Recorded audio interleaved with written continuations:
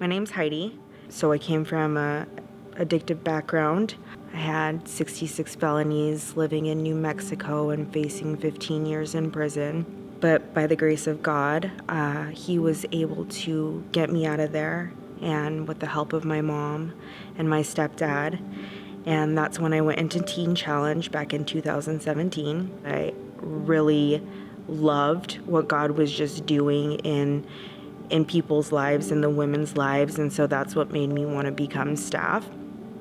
When I became staff, I moved back here to Lacey. This is where my parents reside, and they were raising my daughter, and so it was a massive transition into motherhood, adulthood.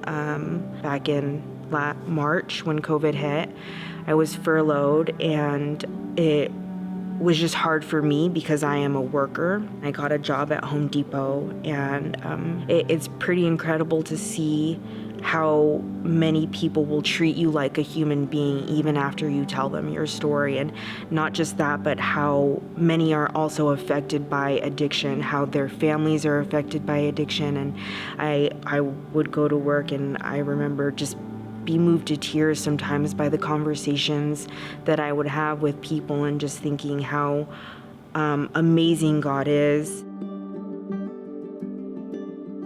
I was let go from Home Depot. There was talk about making, training me to become a department head, but this piece of paper holds me back because I have a background. I'm a 10-time convicted felon, and that's where I'm at in my life right now. And it's super hard for me to rest because all I've known is go, go, go.